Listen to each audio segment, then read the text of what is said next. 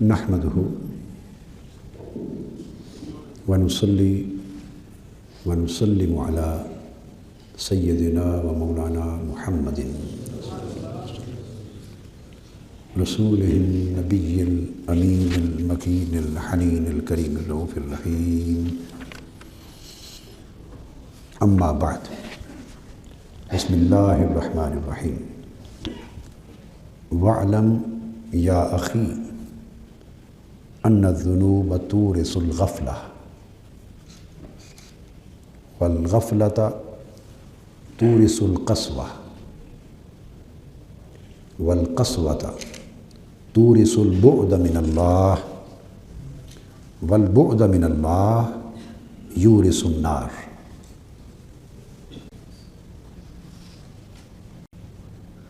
व इन्नमा यतफ़क्करु फ़ी हाज़ा अल अहया व अम्मल अमवात फ़इन्नहुम क़द अमातू अनफुसहुम बिहुब्बिद दुनिया।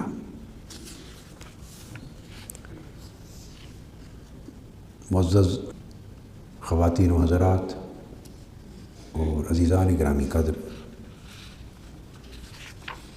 अल्लाह जल्ल मजदहू की तौफ़ीक़ से ये जो इबारत मैंने पढ़ी है ये रिसालतुल मुस्तरशिदीन से है, जिसके मुसन्निफ़ इमाम अबू अब्दिल्ला हारिस बिन असद अल-मुहासिबी अल-बसरी। इनका ज़िक्र पहले दरसों में तफसील के साथ हो चुका है। वो बयान फरमाते हैं कि ऐ मेरे भाई, जान ले कि गुनाह गफ़लत पैदा करते हैं। अल्लाह की ताअत में, अल्लाह की इबादत में, अल्लाह की बंदगी में और नेकी में और नेक अमाल बजा लाने में, इन तमाम मामलात में गुनाहों का असर क्या होता है। जब आदमी गुनाहों का इर्तिकाब करता है, और गुनाहों का इर्तिकाब आँखों से भी होता है, कानों से भी होता है,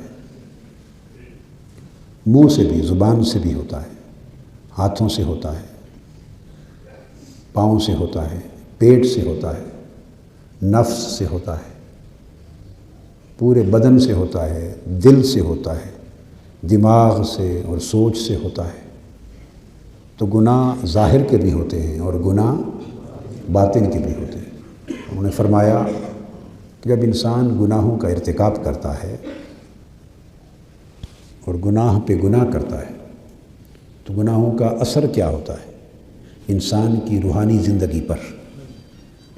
तो फरमाते हैं गुनाह का मंतकी और क़तई नतीजा ये होता है कि उससे इंसान की रूहानी ज़िंदगी में गफ़लत पैदा होती है। गफ़लत अल्लाह की इबादत में कोताही शुरू हो जाती है, अल्लाह की ताअत और बंदगी में कमज़ोरी और कोताही वाक़ हो जाती है, तक़वा में कमज़ोरी और कोताही वाक़ हो जाती है, अल्लाह के ज़िक्र और अल्लाह की याद में कोताही और गफ़लत वाक़ हो जाती, परहेज़गारी में कोताही और गफ़लत वाक़ हो जाती, ज़ौक़ और शौक़ में कमी वाक़ हो जाती, ज़ौक़ और शौक़ में कमी वाक़ हो जाती, हत्ता कि अल्लाह की तरफ ध्यान और अल्लाह की तरफ लगन और अल्लाह की तरफ रुजू उसमें कमी आ जाती।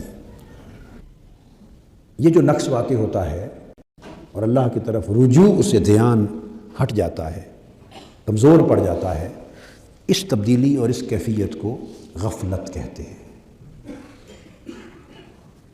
गफ़लत बेदारी का उल्ट है, अक्स है।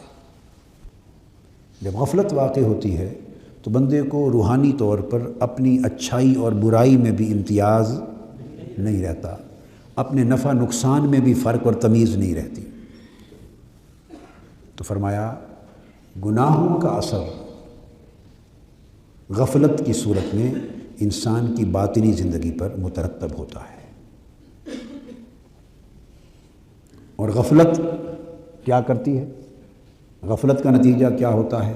غفلت کا نتیجہ قسوت ہے۔ کیا ہے؟ قسوت۔ دل سیاہ ہو جاتے ہیں اور سخت ہو جاتے ہیں۔ دل سیاہ ہو جاتے ہیں اور سخت ہو جاتے ہیں، اس میں قسوت اور شقاوت پیدا ہو جاتی ہے۔ نتیجہ یہ ہوتا ہے، حضور علیہ السلام نے فرمایا کہ جب آدمی ایک گناہ کرتا ہے تو اس گناہ سے اس کے دل پر سیاہی کا، تاریکی کا ایک نقطہ لگ جاتا ہے۔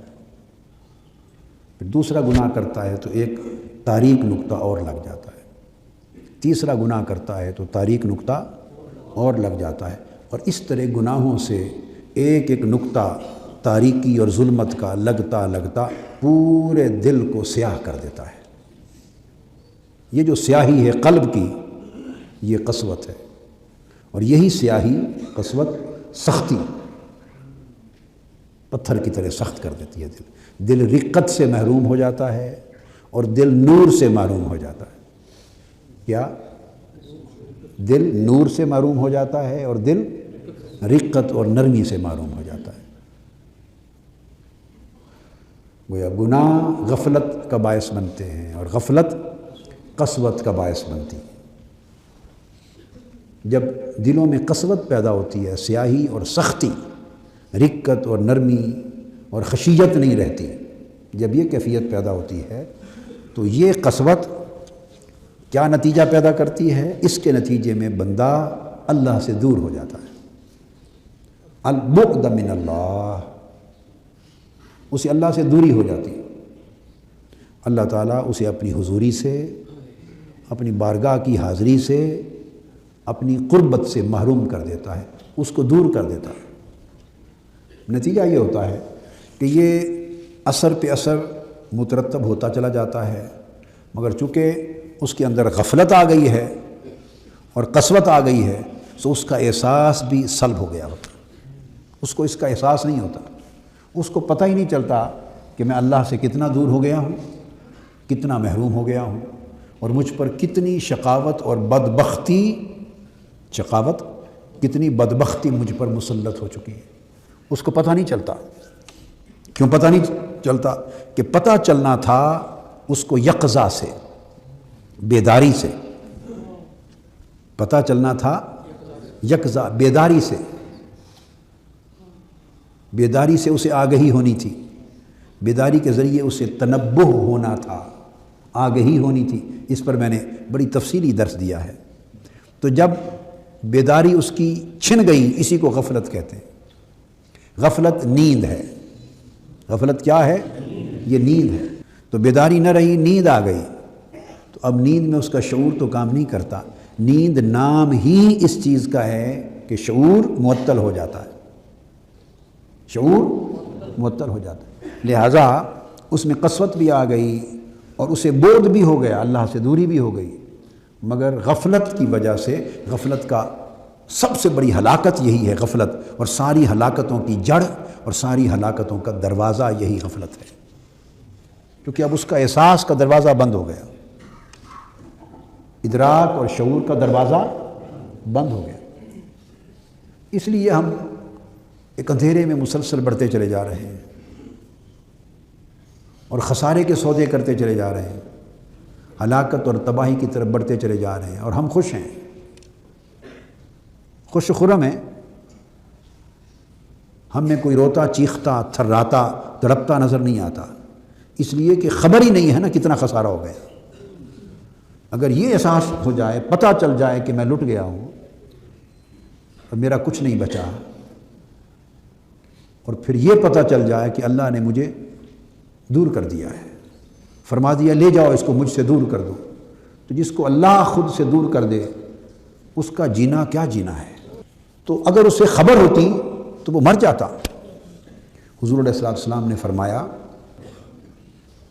لوگوں جو میں جانتا ہوں اگر تم جان لیتے تو تمہارا ہنسنا ختم ہو جاتا، تم ہر وقت روتے پھرتے۔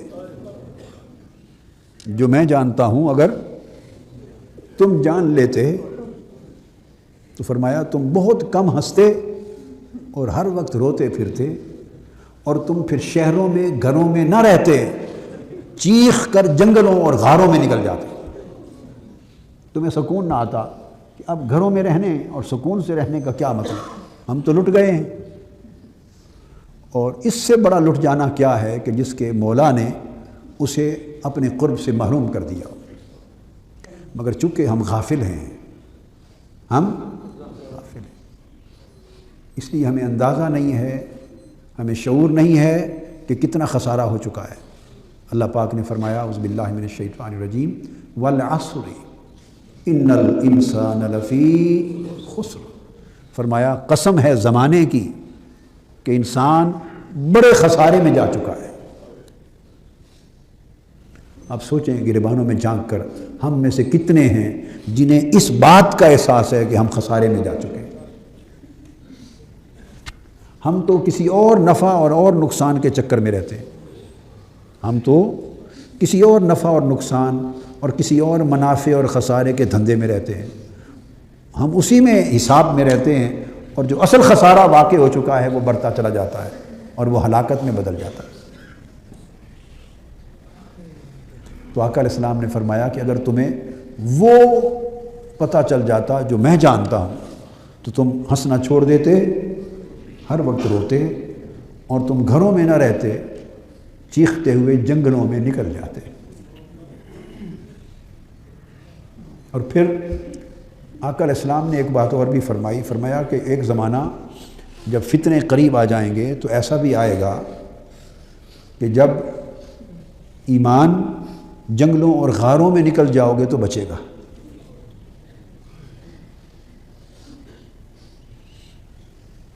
میں یہ محسوس کرتا ہوں کہ اس دور کی ابتدا ہو چکی ہے،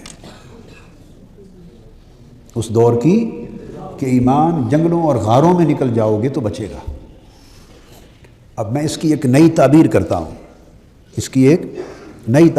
ہوں، کہ آقا علیہ السلام نے امت کو جنگلوں اور غاروں میں چلے جانے کا حکم تو نہیں دیا، جنگلوں اور غاروں میں چلے جانے کی تلقین تو نہیں فرمائی، مگر ایک تو یہ اس کی دو تعبیریں جو میری سمجھ میں آتی، وہ یہ کہ اگر تو تمہارا ایمان اتنا مضبوط اور طاقتور ہوا کہ تم فتنوں کے معاشرے اور فتنوں کے ماحول میں رہ کر فتنوں سے بھی لڑو گے، فتنوں کو کچلو گے بھی، اور ایمان بھی تمہارا محفوظ رہے گا، اس کو خسارہ نہیں ہوگا، تو اگر تو ایمان اتنا طاقتور ہو کہ خسارہ نہ ہو تو پھر تو گھروں اور شہروں میں رہنا بہتر ہوگا۔ اور جو دیکھے کہ ایمان کمزور ہے، ہر روز اس سوسائٹی اور ایٹماسفیئر اور گرد و نواح کا ماحول ایمان پر حملے کرتا کرتا کرتا غیرت ایمانی کمزور پڑ رہی ہے، ایمان کے چراغ کی لو مدھم ہوتی جا رہی ہے، تیل اس کا ختم ہوتا جا رہا ہے، اور ایمان کا دیا ٹمٹمانے لگا ہے، ڈر ہے کہ رفتہ رفتہ کہیں بجھ نہ جائے۔ لوگوں، بجھ جانے کا معنی کیا ہے؟ وہی ہے کہ ایسی غفلت کا اندھیرا آ جائے کہ پھر لٹتے رہیں اور شعور نہ رہے۔ وائے ناکامی متاع کارواں جاتا رہا، اور کارواں کے دل سے احساس زیاں جاتا رہا۔ نقصان یہ نہیں ہے کہ نقصان ہو گیا، نقصان یہ نہیں کہ نقصان ہو گیا، اصل نقصان یہ ہے کہ نقصان کی خبر نہ رہی، نقصان کا احساس نہ رہا، نقصان کا شعور نہ رہا۔ تو آقا علیہ السلام نے فرمایا کہ جنگلوں اور غاروں میں جا کر ایمان کو بچانا ہوگا۔ جو جنگلوں اور غاروں میں جا کر لوگوں سے کٹ کر صرف عبادت کرے گا، اسی کا ایمان بچے گا۔ اب اس کی میں نے ایک تعبیر تو یہ کی کہ جو تو شہروں میں رہ کر، سوسائٹی میں رہ کر اپنے ایمان کی حفاظت کر سکے، ایمان کی حفاظت کر سکے، وہ تو اپنے ایمان کو شہروں میں رہ کے بچا لے اور بھاگے نہیں، مفرور نہ ہو، مردانہ وار فتنوں کا مقابلہ کرے۔ کس تلوار سے؟ ایمان کی تلوار سے، عبادت کی تلوار سے، اللہ سے تعلق کی قوت کے ساتھ، باطن کے نور کے ساتھ، اندر کے نور کے ساتھ باہر کے اندھیرے سے مقابلہ کرے۔ لیکن جس کا اندر کا نور اتنا طاقتور نہیں اور چراغ ایمان کا پہلے ہی ٹمٹما رہا ہے، تو اس کے لیے رزق ہوگا۔ اس کے لیے فرمایا کہ پھر دو آپشنز ہوں گی، ایک شہروں میں رہنا کہ فرار نہ ہو، فرار ہونا اچھی بات نہیں، اور ایک رہ کر اگر ایمان جاتا ہو تو پھر شہروں میں رہنے کی خوبی چھوڑ دیں اور غاروں میں جا کے ایمان کو بچا لینا۔ تو اگر دو میں سے ایک کو چننا پڑے تو فرمایا پھر غاروں میں چلے جانا بہتر ہوگا۔ آپ سمجھ رہے ہیں؟ اب اس کی جو دوسری تعبیر کر رہا ہوں، جو ہر ایک پر اس کا اطلاق ہو، یہ ایک میری تعبیر ہے جو میری سمجھ میں اللہ نے دی ہے، جو میری سمجھ میں اللہ پاک نے مجھے دی۔ کتابوں میں شارحین نے اس کو بیان نہیں کیا، اور میں سمجھتا ہوں اغلباً آقا علیہ الصلوۃ والسلام کے فرمان کا اس دور کے لیے مقصد یہ ہوگا۔ جب فرمایا کہ وہ زمانہ آ جائے گا کہ شہروں میں گھروں میں رہنے سے ایمان برباد ہوگا، تو اس وقت جنگلوں غاروں میں جا کر دنیا سے کٹ کر اللہ کی عبادت میں مگن ہو کر ایمان بچانا۔ تو یہ جو ارشاد ہے، ممکن ہے آقا علیہ السلام نے اسے استعارہ کی زبان میں فرمایا ہو۔ کیا؟ اور استعارہ کی زبان میں یہ کہ جب ایسا دور آ جائے کہ گھر گھر کفر داخل ہو جائے، گھر گھر فحاشی داخل ہو جائے، گھر گھر عریانی داخل ہو جائے، گھر گھر بے حیائی داخل ہو جائے، گھروں میں باؤ تو ٹی وی اور اخبارات اور رسائل اور صبح و شام کے ٹی وی کے ذریعے سوائے فحاشی، عریانی، بے غیرتی، بے حمیتی، بے حیائی اور کفر کے کچھ نہ ملے۔ سکولوں میں جاؤ تو بچے بچیوں کے پاس سوائے بے حیائی، بے غیرتی، بے دینی اور بے ایمانی کے سوا سکولوں اور میں کچھ نہ ہو۔ بچیوں کے فیشن برباد کر دیں ایمان کو، بچوں کے رجحانات برباد کر دیں، جو خرابیاں ٹی وی پر دیکھ کر آئیں وہ سارا دن سکولوں میں آ کے ڈسکس کریں، کالجوں میں ڈسکس کریں، اور ساری فحاشی اور بے حیائی جو 1000، 500، 200، 100 بچے بچیوں نے الگ الگ ٹی وی سے، فلموں سے، گھروں سے حاصل کی، وہ سکولوں میں آ کے یکجا ہو جائے، اور نیک لوگوں کے بچے بچیاں بھی سکول میں جائیں اور برباد ہو کر آئیں۔ پھر دوستوں سے ملیں تو بربادی، جب فیملیز میں سوشل گیدرنگ ہو تو فیشنوں کی شکل میں بربادی، نیری دنیا داری، دنیا پرستی، نیری غیبت، نیرا فتنہ، نیریا مال و زر، 24 گھنٹے فتنہ اور مال و زر کا تماشا۔ تو آپس میں برادری مل بیٹھے تو فتنہ، سکول کالج جائیں تو فتنہ، گھروں میں بیٹھیں تو فتنہ، سوسائٹی میں بازاروں میں نکلیں تو فتنہ۔ فرمایا کہ ایسا دور آ جائے گا جب سوسائٹی کے ہر جہت اور ہر سمت پر بے حیائی، عریانی، فحاشی اور کفر چھا جائے گا۔ تو اس وقت جو فرمایا کہ غاروں میں نکل جانا، جنگلوں اور غاروں میں جا کے ایمان بچانا، تو میری سمجھ میں یہ بات آئی ہے کہ آقا علیہ السلام نے فرمایا بجائے اصل جنگلوں اور غاروں میں جانے کے، اس وقت گھر کے ماحول کو پھر غاروں کی طرف لے جانا، گھروں کو غار بنا لینا، گھروں کو غار بنا لینا، گھروں کو غار بنا لینا، جنگل بنا لینا، اور اس کے بغیر تمہارا اور تمہاری اولادوں کا ایمان بچ نہیں سکے گا۔ آج کے لیے میری اس نصیحت کو یاد رکھیں اور مجھے بتائیں، آپ میں سے کوئی ہے، کوئی شخص جو اس بات کی ضمانت دے، ضمانت تو کیا دے گا، دبے لفظوں سے بھی کہہ سکے کہ اس کے گھر میں ٹی وی بھی سارا دن چلے اور وہ اپنے بچے بچیوں کو نیک بھی رکھ سکے؟ کوئی ایک بتا دے مجھے کہ سارا دن ٹی وی بھی چلے، ماں باپ، آپ لوگ، آپ کی بیویاں، آپ لوگ بڑے ڈرامے بھی دیکھیں، فلمیں بھی آتی ہوں گی، فلمیں بھی دیکھیں، مجھے تو پتہ نہیں کہ کیا کیا پروگرام آتے ہیں، جیسے سن بیٹھتے ہیں۔ جو کچھ ٹی وی پہ آتا ہوگا میں اس کا اندازہ کر سکتا ہوں کہ مدتوں طویل مدتوں قبل کی خبر ہے کہ ٹی وی پہ کیا آتا تھا، اور زمانے کی رفتار کا اندازہ کر کے میں کیلکولیٹ کر سکتا ہوں کہ ترقی کے ساتھ کہاں تک پہنچ گیا ہوگا۔ کبھی کبھار لوگوں سے سن بیٹھتے ہیں، تو ٹی وی پر جو کچھ ہوتا ہوگا پرائیویٹ چینلز پر، پھر اس کے بعد ڈش ہے، پھر پوری دنیا، شرق تا غرب، امریکہ، انگلینڈ، ویسٹ اور ایسٹ اور انڈیا، سارا کچھ آپ کے گھر اسکرین پر ہے۔ اور لوگ بتاتے ہیں کہ کسی کو دیکھنے کی پاکستان خود انڈیا اور باہر کی دنیا سے اور زیادہ پرائیویٹ چینل سب اس سے آگے ہیں، نیری تباہی ہے۔ تو کوئی ہے جو یہ کہے کہ اس کے گھر میں یہ ٹی وی بھی چلیں، سارے پروگرام حسب منشا جب بھی ہوں چلیں، اور بچوں کو وہ حیا اور غیرت ایمانی اور نیکی پر بھی رکھ سکے، ان کی بیٹیوں میں حیا بھی رہ جائے، بیٹیوں میں حیا بھی رہ جائے، ٹی وی بھی چلیں اور گھر میں حیا بھی رہے، ٹی وی بھی چلیں اور ایمان بھی سلامت رہے؟ کوئی ہے جو اس کی ضمانت دے سکتا ہے؟ جو صبح گھر سے نکلتے ہیں روزگار کاروبار کے لیے، رات کو واپس آتے ہیں، آپ کو تو پتہ ہی نہیں کہ آپ کے پیچھے گھر میں ہوتا کیا ہے، ضمانت کیا دینی ہے کسی نے؟ تو جب ایسی فضا ہو جائے تو آقا علیہ السلام نے اس کا حل بتایا، فرمایا غاروں میں جا کر ایمان بچے گا۔ یعنی گھر کو ایسے ماحول سے جب تک پاک نہیں کر دو گے، اور یہ سب شیطانی مراکز کو جب تک بند نہیں کر دو گے، اور گھر کو اس کفر اور بے حیائی کی دنیا سے کاٹ کر ایک غار کی مانند نہیں کر دو گے، اس وقت تک تمہارا یا بچوں کا ایمان نہیں بچے گا۔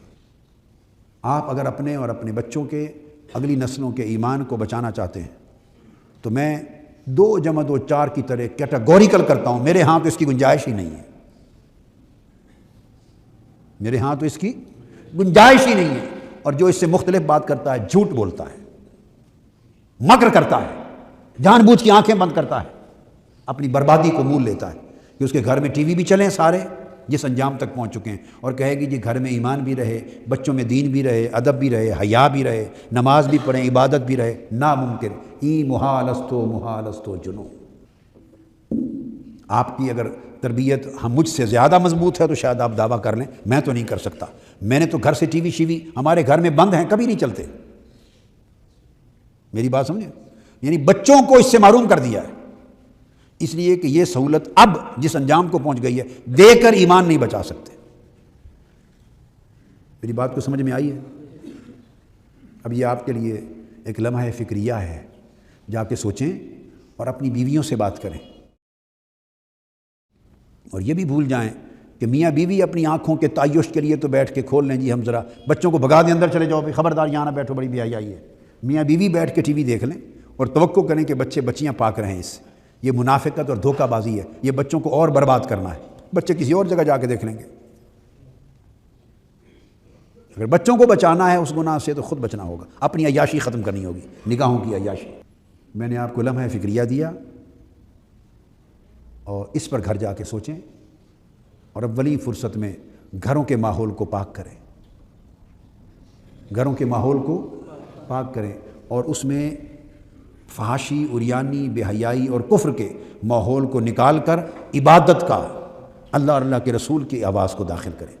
کیسٹیں لے کے گھروں میں رکھیں، خطابات کی آڈیو کیسٹیں، ویڈیو کیسٹیں، ہاں ٹی وی رکھیں مگر ٹی وی کے چینل ختم کر کے وہاں اپنے دروس کی، درس تصوف کے، روحانیت کے، سیرت کے، درس قرآن، تعلیم اور دینی تعلیم کے کیسٹ لگائیں، ویڈیو لگائیں، سی ڈیز لگائیں، ڈی وی ڈیز لگائیں، تلاوت کی کیسٹیں لیں۔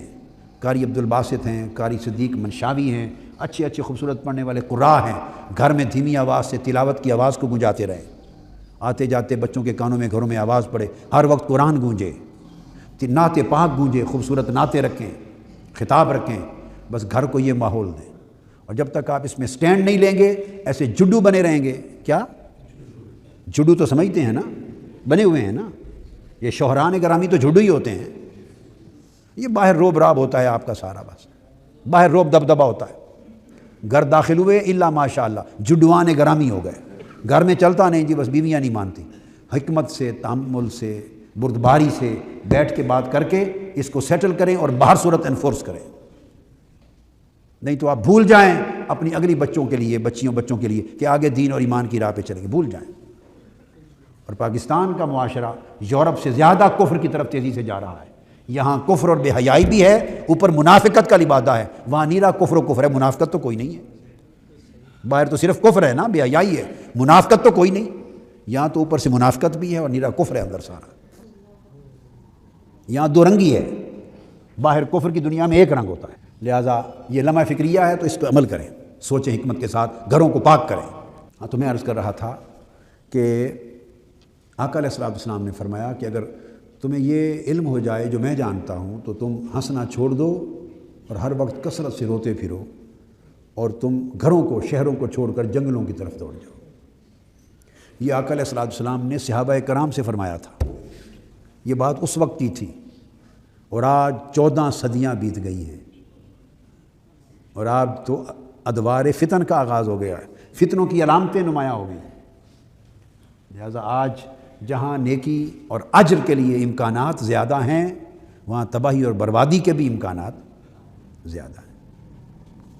تو میں یہ عرض کر رہا تھا تو اللہ پاک حضور علیہ السلام کے اس فرمان پر حضرت امام حارث محاسبی ارشاد فرماتے ہیں کہ گناہ غفلت پیدا کرتے ہیں، غفلت قسوت پیدا کرتے ہیں، قسوت اللہ سے بعد، دوری کا باعث بنتا ہے، اور پھر اللہ سے دوری جہنم کا باعث بنتی ہے۔ یعنی سٹیپس ہیں، جب آدمی ایک مرحلے سے نکل کے آگے چلا گیا تو پلٹ کے پیچھے آنا اس کا بڑا مشکل ہے، بڑی محنت لگے گی۔ جب اس سے اگلے دور میں، اگلے مرحلے میں داخل ہو گیا غفلت سے بڑھ کے قسوت میں چلا گیا تو آگے نکل گیا، پیچھے پلٹنا مشکل ہو جائے گا۔ جب قسوت سے نکل کر بودھ اور محرومی سے کے حلقے اور اس دائرے میں چلا گیا تو بدبختی اور سخت مسلط ہو گئی، پھر وہاں سے نکلا تو پھر وہ اس کو لے گئی جہنم کی طرف۔ یہ سٹیپس ہیں، اور ان کی ابتدا کہاں سے ہوتی؟ ان کی ابتدا ہوتی ہے گناہ سے۔ ہم اس گناہ کو ہلکا لیتے ہیں، لائٹ لیتے ہیں۔ اس پر امام حارث محاسبی کہتے ہیں کہ یہ بات جو تمہیں بتائی ہے اے دوست، اگر تو زندوں میں ہے تو اس پر غور کر، تفکر کر، اور اگر تو مردوں میں شامل ہو چکا ہے، مردوں میں، تو کہا کہ مردوں نے تو اپنی جانوں کو پہلے ہی دنیا کی محبت کی چھری سے ذبح کر کے مار ڈالا ہے۔ مردوں نے تو پہلے ہی حب دنیا کی محبت میں اپنے آپ کو موت کے گھاٹ اتار دیا ہوا ہے۔ لہذا تعمق اور تفکر کر اس بات پر کہ تو گناہ کو ترک کر دے۔ نکتہ کیا ہوا؟ ترک ذنوب۔ کیا نکتہ ہوا؟ کہ ارادہ کر، پختہ عزم کر گناہ ترک کرنے کا، ترک ذنوب و معاصی، گناہ، نافرمانی اور عصیان کو ترک کر دے۔ آقا علیہ السلام سے پوچھا ایک صحابی نے، صحیح بخاری میں ہے اور صحیح مسلم میں، کہ یا رسول اللہ صلی اللہ علیہ وسلم، گناہ کی تعریف کیا ہے؟ ہم گناہ کو کیسے پہچانیں کہ یہ گناہ ہے؟ آقا علیہ السلام نے فرمایا، ایک کرائیٹیرین دیا، فرمایا جو تیرے جی میں کھٹکے وہ گناہ ہے۔ جو تیرے جی میں کھٹکے، تیرے ضمیر پر بوجھ بنے، وہ گناہ ہے۔ اور فرمایا ایک علامت اور بتا دوں، فرمایا وہ عمل جو تو چھپ کے کرے اور لوگوں سے بچاتا چھپاتا پھرے وہ گناہ ہے۔ چھپاتا ایک تو ہے نا نیکی تقویٰ کی وجہ سے، نہ اس وجہ سے چھپاتا پھرے کہ اگر لوگوں کو پتہ چل گیا تو کیا کہیں گے۔ جو عمل تو لوگوں سے اس ڈر سے چھپائے کہ اگر پتہ چل گیا تو کیا کہیں گے، فرمایا وہی گناہ ہے۔ اور جو تیرے دل میں، تیرے ضمیر میں، تیرے جی میں کھٹکے، کانٹا بنے، بوجھ پیدا کرے، وہ گناہ ہے۔ سادہ تعریف دے دی آپ کو جی۔ اب آپ اگر کسی سے جھوٹ بھی بول رہے ہیں تو یہ تو پتہ ہوتا ہے نا کہ جھوٹ ہے، تو وہ دل پہ بوجھ کا باعث بنتا ہے یا نہیں؟ اب ایک کسوٹی دے رہا ہوں، اسی پر ناپ لیں کہ آپ مردوں میں چلے گئے ہیں کہ ابھی زندوں میں ہیں۔ اگر جھوٹ بول کر جی بے چین نہیں ہو جاتا اور اندر گرفت نہیں ہو جاتی اور ضمیر سخت بوجھ میں پریشان نہیں ہو جاتا کہ میں کیا کہہ بیٹھا ہوں، اگر اندر کچھ نہیں ہوتا، جھوٹ بول دیا، تو افسوس میرے دوست کہ تو مردوں میں جا چکا ہے، تیرا شمار زندوں میں نہیں رہا۔ زندوں میں ہوتا تو کچھ کھٹک تو پیدا ہوتی، اگر کھٹک ہی پیدا نہیں ہو رہی تو فرمایا انت من الاموات، مردوں میں جا چکا۔ اس لیے تو کسی سے معاملہ کرے اچھا نہ کرے، بد اخلاقی کرے، گالی دے، خیانت کرے، دھوکہ کرے، اپنا فریضہ وقت پہ ادا نہ کرے، ڈیوٹی نہ ادا کرے، جس کی تنخواہ لینی ہے وہ بھی گناہ ہے۔ جو کام کرنا ہے وہ وقت پہ کر کے نہ دے، لمبا کرے، یہ بھی گناہ ہے۔ کسی سے کسی کا حق تلف کرے، یہ گناہ ہے۔ حرام رزق کھائے، گناہ ہے۔ جھوٹ بول کے کھائے، گناہ ہے۔ غفلت کرے اور ایسے لیزی ہو کے کھائے رزق، وہ بھی گناہ ہے۔ حرص اور لالچ کر کے کھائے، یہ بھی گناہ ہے۔ نگاہ غلط طرف اٹھائے، گناہ ہے۔ غلط بات سنے، گناہ ہے۔ غیبت چغلی گناہ کی بات کرے، گناہ ہے۔ گناہ کی بات سنے تو گناہ ہے۔ ناجائز کام کی طرف ہاتھ بڑھائے، کسی کے ساتھ زیادتی کی طرف، یہ گناہ ہے۔ غلط سمت چل کے جائے تو گناہ ہے۔ اور اگر وہ گناہ صادر ہو اور ضمیر پر بوجھ بن جائے، اندر پریشانی لائق ہو جائے، انسان گھبرا جائے کہ کیا کر بیٹھا ہوں، یہ کیفیت پیدا ہو جائے کہ کیا کر بیٹھا ہوں، تو ابھی اس کی خوش نصیبی ہے کہ ابھی وہ سٹل ٹمٹما رہا ہوگا، مگر ہے ابھی زندوں میں، کوئی رمق باقی ہے۔ اور اگر احساس ہی نہ ہو، اس پر بوجھ ہی نہ ہو، طبیعت بے چین ہی نہ ہو، اضطراب ہی پیدا نہ ہو، اندر بھی سکون رہے جھوٹ اور گناہ کے باوجود، تو اس کے لیے افسوس کہ اس کی بد نصیبی ہے، وہ مردوں میں جا چکا۔ اس کی پرکھ میں نے آپ کو بتا دی۔ اب یہ تو فیصلہ ہر آدمی کر سکتا ہے کہ نہیں اندر سے؟ جی کر سکتا ہے۔ تو علاج کیا ہے اس پورے سلسلہ نتائج سے بچنے کا؟ کہ گناہ ترک کر دیے جائیں۔ بولیے گناہ لوگ کرتے ہیں، جو پڑھتا ہوں بھول جاتا ہوں، جو بھول جاتا ہوں، نسیان بہت ہے، نسیان بہت ہے۔ تو حضرت عبداللہ ابن مسعود فرماتے ہیں نسیان کا سبب کثرت گناہ ہے۔ گناہ نسیان پیدا کرتا ہے، میری بات آپ سمجھ گئے؟ گناہ نسیان پیدا کرتا ہے۔ اب یہ الگ بات ہے کہ کسی کو یہ پتہ نہ چلے کہ وہ گناہ کر رہا ہے یا نہیں۔ گناہ کے اوپر بیداری کے ساتھ بیدار مغزی کے ساتھ تنبہ اور آگہی کے ساتھ گناہ پہ نگاہ رکھنے کی ضرورت ہے، نگرانی کی ضرورت ہے، تاکہ خبر ہو کہ گناہ کیا ہے۔ کہیں ایسا تو نہیں کہ اس کا ضمیر اتنا مردہ ہو گیا ہے کہ وہ سارا دن گناہ کرتا ہے اور اسے گناہ کا شعور اور خبر نہیں۔ گناہ پہ نگاہ رکھے، اور فرمایا کہ گناہ سے علم نکل جاتا ہے، علم نور ہے۔ جب انسان گناہ کا ارتکاب کرتا ہے تو یہ نور کم ہو جاتا ہے۔ امام ابو حنیفہ رحمۃ اللہ تعالی علیہ، ان کے بارے میں آیا ہے، ملا علی قاری نے طبقات الحنفیہ میں بیان کیا، اور عبداللہ ابن مسعود رضی اللہ تعالیٰ عنہ کا یہ فرمان امام ابن عبد البر نے بیان کیا جامع بیان العلم و فضلہ میں۔ امام اعظم ابو حنیفہ رحمۃ اللہ تعالیٰ علیہ رضی اللہ تعالیٰ عنہ، آپ کے بارے میں ملا علی قاری نے طبقات الحنفیہ میں لکھا ہے کہ امام اعظم رضی اللہ تعالیٰ عنہ کا ایک معمول تھا، اور وہ یہ تھا کہ اگر کسی مسئلہ پہ وہ الجھ جاتے، علمی مسئلہ پر، فقہی مسئلہ پر عقدہ، کوئی گانٹھ نہ کھلتی، سمجھ نہ آتا، حل نہ ہوتا، کوئی علمی عقدہ اور علمی فقہی مسئلہ اگر کوئی حل نہ ہوتا، تو آپ کہتے کہ یہ جو انفتاح نہیں ہوا، حل نہیں ہو رہا، عقدہ نہیں کھل رہا، الجھن آ گئی ہے، یہ میرے کسی گناہ کے سبب سے ہے۔ آپ اسی وقت استغفار کرتے، وضو کر کے کھڑے ہو جاتے اور نفل پڑھتے، وضو کرتے، عبادت کرتے اور استغفار کرتے۔ کیا؟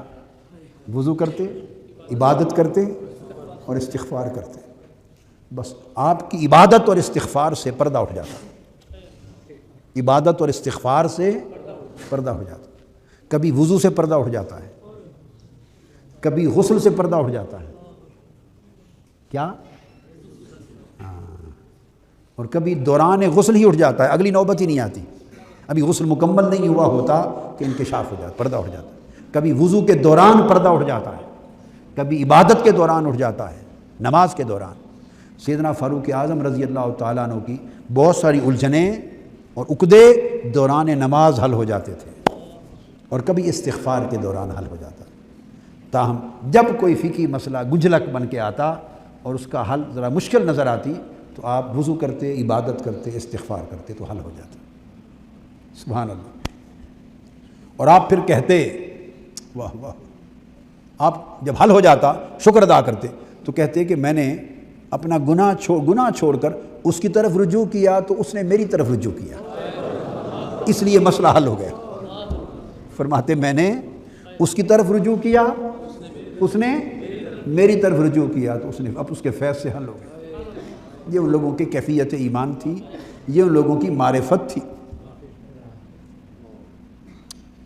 اور جب یہ بات حضرت فضیل بن عیاض کو پہنچی، کتنے بڑے لوگ تھے، لوگ تو وہی تھے، ہم تو حیوانوں سے بھی بدتر ہیں، اور زمانہ بھی وہی تھا۔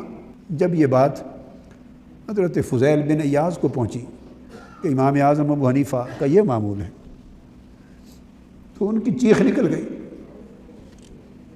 فبکا بکاء شدیدا، ان کی چیخ نکل گئی اور بڑی بکا کے ساتھ چیخ کر رو پڑے، کہنے لگے خدا کی قسم، یہ جو ابو حنیفہ کا معاملہ تھا اس وجہ سے تھا کہ اس کے گناہ کوئی نہیں تھے۔ جس کی زندگی میں گناہ کم ہوتے ہیں اسی پر یہ فیض اس طریقے سے ہوتے ہیں، اور جس کی صبح و شام گناہ میں لت پت ہو، وہ استغفار کرے، وہ عبادتیں کرے، وہ وضو کرے، اس کے گرہیں نہیں کھلتی، اس کی گرہیں۔ فرمایا یہ جو ابو حنیفہ کا معاملہ تھا وہ ایسے گناہوں کا نام لیتا تھا، یہ ان کی عاجزی تھی، انکساری تھی، وہ گناہوں کا نام لیتا تھا۔ یہ جو واقعہ ہے در حقیقت اس واقعے کا سبب ان کی قلت گناہ تھی، کہ ان کے گناہ کم تھے۔ کم کا لفظ اس لیے بولا کہ انسان کے لیے معصوم کا لفظ استعمال نہیں ہوتا، کہنا چاہتے ہیں کہ وہ ان کے گناہ نہیں تھے تو یہ ہوتا تھا۔ اور پھر آپ کیفیت دیکھیں نا، ایک خبر پہنچی ہے، اس پر فضیل بن عیاض کی چیخ نکل گئی اور دھاڑے مار کے رو پڑے، کیا اثر ہوا ہوگا۔ ان لوگوں کا تقویٰ کے ساتھ تعلق کیا تھا، حضور الہ میں تعلق کیا تھا، ترک ذنوب میں ان کے دلوں کی کیفیت کیا تھی، توبہ اور استغفار میں مقام کیا تھا، کہ ایک خبر ملی ہے، ایک خبر ملی ہے کہ اللہ والے کی، کہ اگر کوئی مسئلہ عقدہ ان کا حل نہ ہوتا تو فرماتے یہ میرے گناہ کے سبب سے ہے، اور چھوڑ دیتے اور وضو کر کے نماز پڑھتے، توبہ کرتے، استغفار کرتے تو عقدہ حل ہو جاتا۔ یعنی یہ خبر سنی ہے تو دھاڑے مار کے رو پڑے، ہائے چیخ نکل گئی۔ اب اندازہ کر لیں کہ کیا گریہ و زاری، کیا رقت، کیا خشوع و خضوع، کیا تذلل ان کی زندگی میں تھی۔ کہنے کہ یہ اس لیے تھا کہ یہ قلت ذنوب کی وجہ سے تھا کہ ابو حنیفہ کے گناہ نہ تھے۔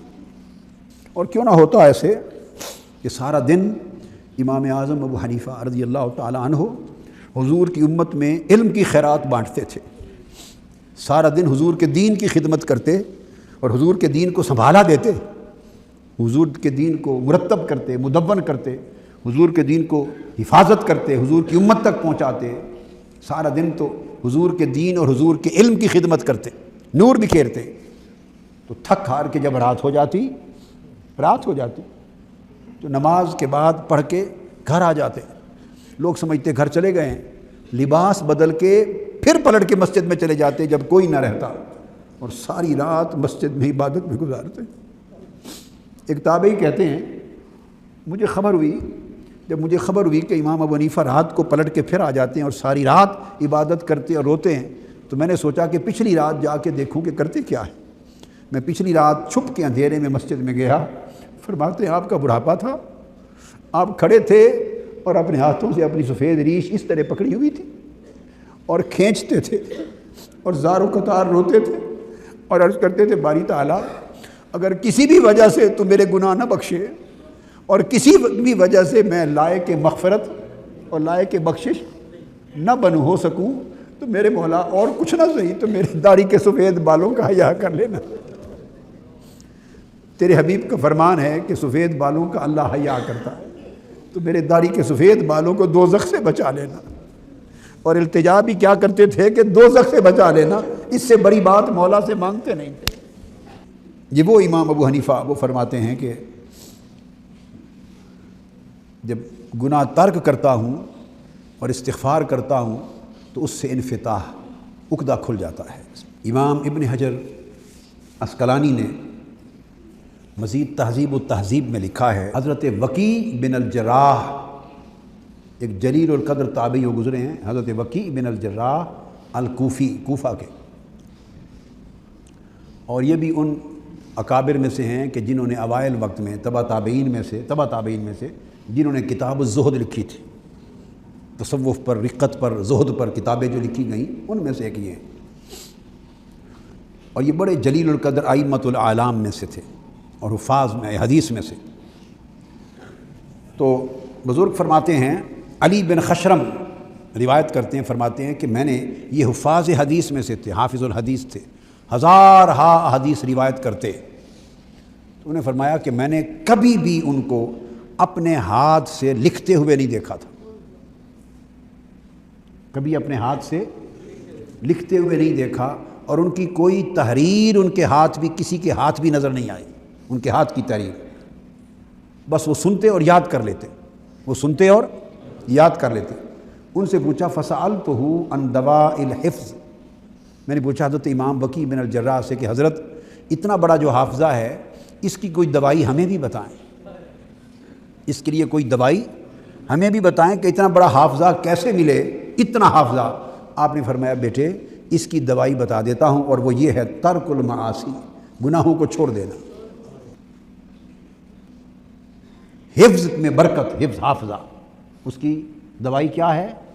ترک المعاصی، گناہوں کو چھوڑ دینا۔ اور فرمایا کہ میں نے اس سے بہتر تجربہ کیا ہے، اس سے بہتر کوئی دوا نہیں پائی، اس سے بہتر کوئی دوا حافظے کے لیے نہیں پائی۔ اب آپ کو بھی سمجھ آ گئی، حافظے کے لیے بہت لوگ کہتے ہیں، حافظے کے لیے بس ترک المعاصی، گناہوں کو، نافرمانیوں کو، غفلتوں کو ترک کر دینا۔ امام شافعی رحمۃ اللہ علیہ نے بھی یہی بات کہی۔ حضرت عبداللہ بن عباس رضی اللہ تعالیٰ عنہ وہ بیان فرماتے ہیں کہ جب انسان نیک عمل کرتا ہے اور گناہ کو چھوڑتا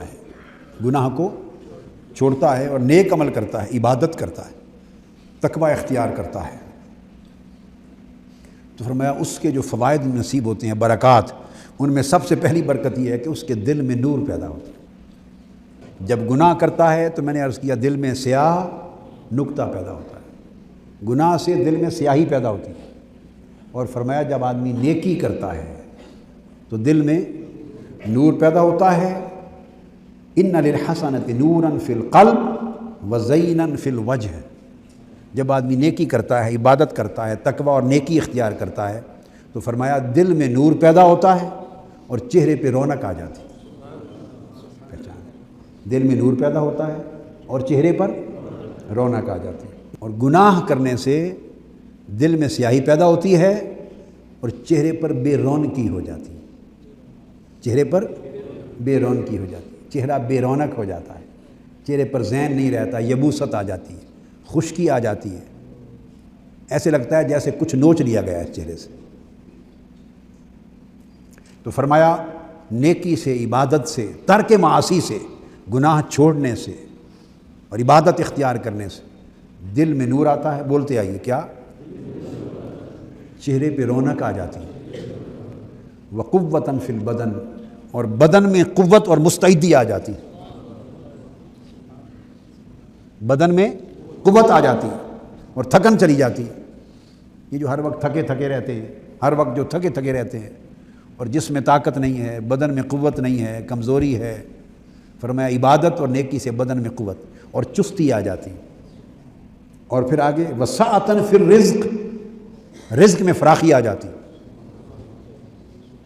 عبادت کیا کریں، رزق میں کمی ہو تو عبادت کو زیادہ کیا کریں۔ ہماری عادت کیا ہے؟ بس تقریریں کر دی، نعتیں پڑھ دی اور سمجھے بس ساری سنیت بھی ہو گئی، عبادت بھی ہو گئی۔ اپنی عملی زندگی کو ٹٹولا کریں، عبادت کتنی ہے؟ ہم عاشقان رسول بنے ہوئے ہیں نا، کیا؟ اور غلامان رسول کہلاتے ہیں۔ دیکھیں اپنی کتاب زندگی کو اٹھا کر، اس کے ہر روز کا ورق دیکھیں، کتنی عبادت ہے اس میں۔ میری بات سمجھیں؟ اگر ورقے زندگی کی کتاب کے روز کے ورقے عبادت سے خالی ہیں تو کیسا عشق رسول اور کیسی غلامی رسول؟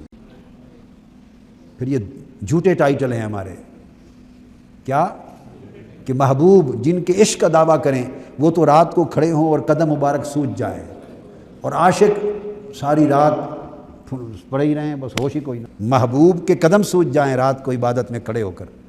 اور جو عاشقان رسول ہیں جی، ان کو مصلی سے غرض ہی کوئی نہ ہو۔ کوئی جوڑ ہے کوئی جوڑ؟ آپ خود ذرا آنکھیں بند کر کے سوچیں، آقا علیہ الصلوۃ والسلام کے عشق کا دعویٰ ہے اور حضور علیہ السلام ساری رات کھڑے رہتے، حتیٰ تورمت قدمہ، قدمین شریفین متورم ہو گئے۔ صحابہ کرام نے عرض کیا یا رسول اللہ آپ کیوں کھڑے رہتے ہیں؟ آپ تو پاک ہیں گناہوں سے، آپ تو گناہوں سے پاک ہیں، آپ اتنی تکلیف کیوں کرتے ہیں؟ تو آقا علیہ السلام نے فرمایا افلا اکون عبدا شکورا، اللہ نے مجھے گناہوں سے پاک کر دیا ہے تو کیا میں اس کا شکر گزار بندہ نہ بنوں؟ شکر گزار بندہ نہ بنوں؟ محبوب تو مصلی پہ کھڑے ہو کر اپنے قدمین شریفین متورم کر دیں، اور اب عشق کا دعویٰ کرنے والے مصلی سے واسطہ ہی کوئی نہ ہو۔ وہ کیسے عاشقان رسول ہیں جن کی دوستی نہیں ہے مصلی کے ساتھ، وہ اپنی راتوں کو آقا علیہ السلام کی راتوں کے ساتھ نہیں جوڑتے؟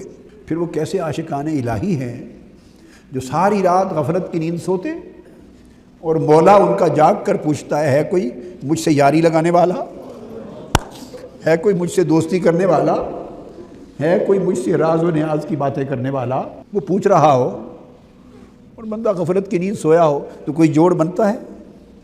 کیا آج سے اپنی زندگیوں کو پھر پلٹ کر اس راہ پہ لانے کو تیار ہیں یا نہیں؟ اور راتوں کو مصلی سے اپنے آپ کو جوڑنے کو تیار ہیں یا نہیں؟ اور آقا کی یاد پاک باقی چیزیں کیا چیزیں ہمیں دیں گی؟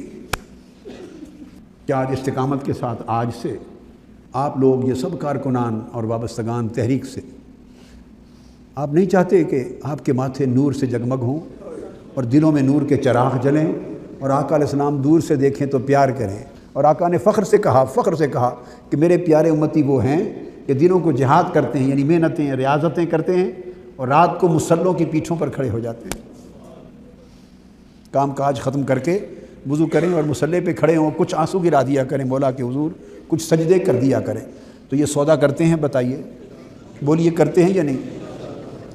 ایسے چھوڑ دوں یا میرے ساتھ وعدہ کرتے ہیں؟ کتنا کرتے ہیں بتائیں نا، تاکہ ہماری سنگت اس نور کی سنگت بن جائے۔ وعدہ کرتے ہیں جی؟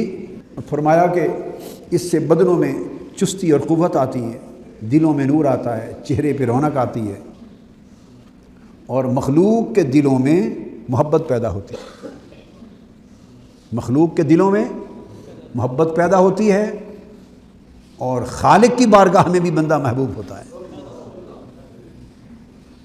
آقا علیہ الصلوۃ والسلام نے فرمایا کہ جو چیزیں مجھے پسند ہیں اور میں نے بندوں پر فرض کی ہیں ان سے نہیں، کیا جو میں نے فرض کی ہیں اور مجھے پسند ہیں ان سے نہیں، بلکہ نفلی عبادت جو اضافی عبادت ہے، جب بندہ وہ کرتا رہتا ہے تو وہ کرتے کرتے کرتے میرا محبوب بن جاتا ہے۔